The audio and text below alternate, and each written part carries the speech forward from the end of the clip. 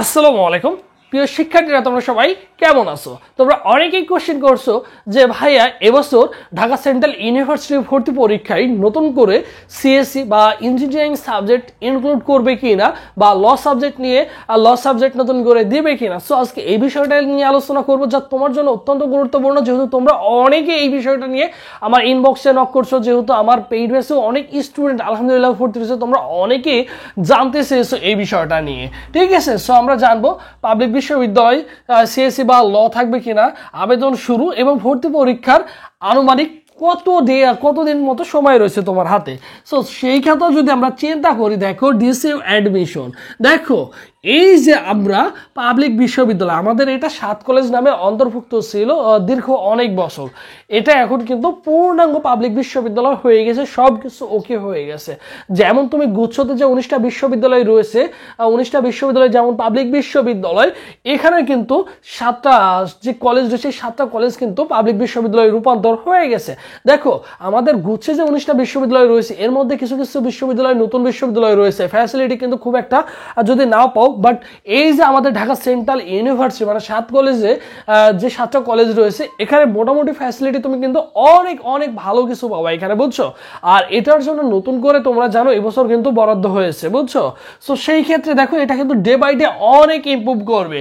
যে কোনো মূল্যে তোমাকে এখানে একটি আসন সুনিশ্চিত করতে হবে, তুমি যদি ফার্স্ট টাইম হও বা তুমি যদি সেকেন্ড টাইম হও, যেটাই হও না কেন, যদি তোমার স্বপ্ন থাকে পাবলিক ইউনিভার্সিটিতে পড়াও, সো এখানে ডেফিনেটলি একটা আসন সুনিশ্চিত করে রাখাটা হচ্ছে বুদ্ধিমানের কাজ। তোমরা যারা ইতিমধ্যে চান্স পাও নাই, সো এখানে একটা আসন সুনিশ্চিত করে রাখো, তারপরে এটা পূর্ণাঙ্গ একটা পাবলিক বিশ্ববিদ্যালয়। এরপর দেখো সিএসসি, সিএসসির কথা যদি চিন্তা করি, দেখো একটা পাবলিক ইউনিভার্সিটি, সেটা আমাদের ঢাকা ইউনিভার্সিটি হোক বা বিভিন্ন পাবলিক ইউনিভার্সিটি হোক, যে কোনো একটা ডিপার্টমেন্ট যদি চালু করতে হয় তাহলে একটা সময় সাপেক্ষের ব্যাপার রয়েছে, হুট করে কিন্তু একটা ডিপার্টমেন্ট কিন্তু চালু করা সম্ভব না।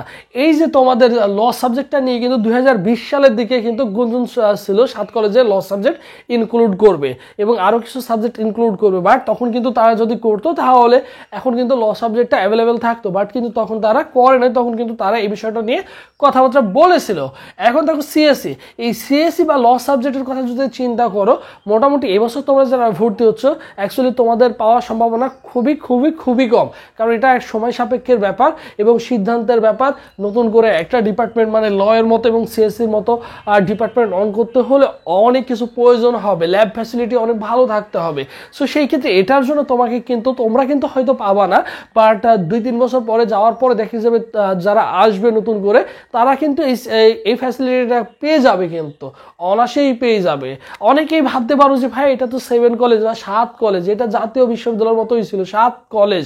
দেখো ঠিক আজ থেকে, যেহেতু পাবলিক বিশ্ববিদ্যালয় এবছর হয়ে গেছে 2025 সালে, আজ থেকে 30 সালের দিকে গিয়ে দেখবা বা 29-30 সালের দিকে গিয়ে দেখবা 4-5 বছর পরে, 4-5 বছর পরে যে ছেলেটা কি করবে, এই ঢাকা সেন্ট্রাল ইউনিভার্সিটিতে আসবে, এখন সেই ছেলেটা ক্লাস 8-এ পড়ে। সো তার মাথায় থাকবে না ওটা কলেজ নাকি পাবলিক ইউনিভার্সিটি। দেখো একটা সময় দেখবা তোমার হচ্ছে জগন্নাথ ইউনিভার্সিটি কিন্তু কলেজ ছিল, সেটা কিন্তু পাবলিক বিশ্ববিদ্যালয় হয়ে গেছে, কেউ কিন্তু এখন আর কলেজ বলে না, সেটা জগন্নাথ বিশ্ববিদ্যালয়। এটা কিন্তু তোমার কি হয়ে যাবে, এটাও কিন্তু সেম হয়ে যাবে, এই জিনিসটা তোমাকে মাথায় রাখতে হবে। সো যে কোনো মূল্যে তুমি কি করবে, এখানে একটা আসন সুনিশ্চিত করে নাও। তার মানে সিএসসি ল আসার সম্ভাবনা খুবই কম, যদি আসে তো তোমাদের এখানে দেখে যাবে প্রায় কয় পার্সেন্ট, যদি পার্সেন্ট হিসাবে চিন্তা করো, 10% থাকার সম্ভাবনা রয়েছে এই বছরে। ঠিক আছে, নেক্সট ইয়ারে আসার সম্ভাবনা রয়েছে। এরপর আবেদন শুরু, দেখো আবেদন শুরু তোমরা সকলেই জানো যে ঈদের পরে তোমাদের কি আবেদন শুরু হবে। সরকারি ছুটি রয়েছে 7 তারিখ 8 তারিখ পর্যন্ত, তো দেখা যাবে 10 তারিখের দিকে গিয়ে তুমি কি করতে পারবা, 10 তারিখের ওই দিকে গিয়ে দেখা যাবে তোমাদের আবেদনটা শুরু হবে, নির্দিষ্ট একটা সময় দেওয়া হবে, হয়তো 7 থেকে 10 দিন, বেশি সময় দেবে না, 7 থেকে 10 দিন তোমাদের আবেদন করার মতো সময় দেবে, এই সময়ের মধ্যে তোমাকে আবেদন করে ফেলতে হবে। এরপরে ভর্তি পরীক্ষায় আনুমানিক যদি তারিখ তুমি চিন্তা করো, সো তোমার হাতে মোটামুটি সর্বোচ্চ যদি চিন্তা করো তোমার হাতে 40+ দিন সময় পাবো, বেশি পাবো না, সর্বোচ্চ যদি যাই, খুব বেশি যদি যাই 40 দিন। এখন তোমরা যারা হেলায় দিনগুলো পার করে দিচ্ছ, দেখো কিছু কিছু ছেলেমেয়ে আছে খুবই পড়াশোনা করছে, আমাদের ব্যাচে অনেক ছেলেমেয়ে মেয়েরা যুক্ত রয়েছে তারা কিন্তু অনেক সিরিয়াস, তারা অনেক ভালো করে প্রিপারেশন নিচ্ছে। ঠিক আছে, আমাদের ব্যাচে 700+ স্টুডেন্ট যুক্ত রয়েছে, তারা কিন্তু খুবই ভালো করে প্রিপারেশন নিচ্ছে। কারণ এই জিনিসটা তো আমি বুঝি, তারা পরীক্ষা দিচ্ছে, তাদের রেজাল্টগুলো আমি প্রতিদিন এভরিডে চেক করছি, তারা দেখছি রেজাল্টগুলো। দেখো এক্সাম ব্যাচ তোমাদের জন্য, এই যে আমাদের কিন্তু স্পেশালি এক্সাম ব্যাচ রয়েছে, 700+ স্টুডেন্ট যুক্ত রয়েছে। সায়েন্স আর্টস কমার্সের জন্য আলাদা আলাদা অনলাইন এক্সাম ব্যাচ রয়েছে, যেখানে 70+ এক্সাম দিতে পারবা প্রতিদিন ভর্তি পরীক্ষার আগ পর্যন্ত। এটা আমাদের চলমান থাকবে, মানে ভর্তি পরীক্ষার আগের দিন পর্যন্ত তুমি কিন্তু চলমান পরীক্ষাগুলো কন্টিনিউ করতে পারো। এরপর দেখো পোস্ট ব্যাংক পিডিএফ পাবো, তোমাকে আলাদাভাবে পোস্ট ব্যাংক কিনতে হবে না, আমি তোমাকে দিয়ে দিব। সায়েন্স আর্টস কমার্স তুমি যে ইউনিটের হও না কেন তোমার ইউনিটে দিয়ে দিব, এবং আলাদা সাজেশন পিডিএফ রেডি করা আছে, সেগুলো তুমি পেয়ে যাবা, সেগুলো তোমাকে দিয়ে দেওয়া হবে। এরপর দেখো ফি হচ্ছে অনলি, দেখো ফি হচ্ছে অনলি কত টাকা, ফি হচ্ছে অনলি 200 টাকা। এই 200 টাকা দিয়ে তুমি কিন্তু এইগুলো কন্টিনিউ করতে পারবা।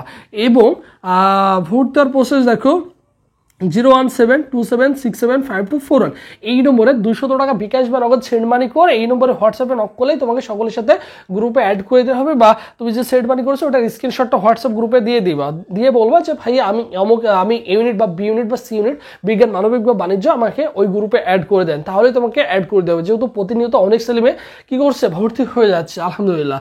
এটা হচ্ছে আমাদের অফিসিয়াল ফেসবুক পেজ, সবুজ স্যার লিখে ফেসবুক অপশনে সার্চ করলে আমাদের অফিসিয়াল ফেসবুক পেজ পেয়ে যাবা।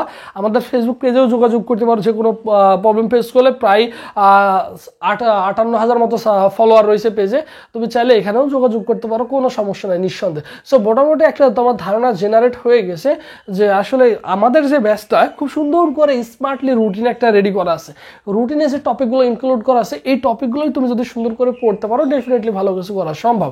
সো মোটামুটি একটা ধারণা পেয়ে গেছো, বুঝছো এক্সাম ব্যাচ, তাহলে মোটামুটি তুমি কি পেয়ে যাচ্ছ এখানে যা পাবা, যা তোমার জন্য তোমার প্রিপারেশনটা গুছিয়ে নেওয়ার জন্য ইনশাল্লাহ খুবই যথেষ্ট। যেহেতু অসংখ্য ছেলেমেয়ে যুক্ত রয়েছে, তাদের সাথে যুক্ত হয়ে গেলে ইনশাল্লাহ তোমার প্রিপারেশনটাও কিন্তু তুমি ডেভেলপমেন্ট করে নিতে পারবা, ডেভেলপ তোমার কিন্তু হয়ে যাবে, বুঝছো। তো সবাই ভালো থাকো, সুস্থ থাকো, পরবর্তীতে আবারও তোমাদের সাথে দেখা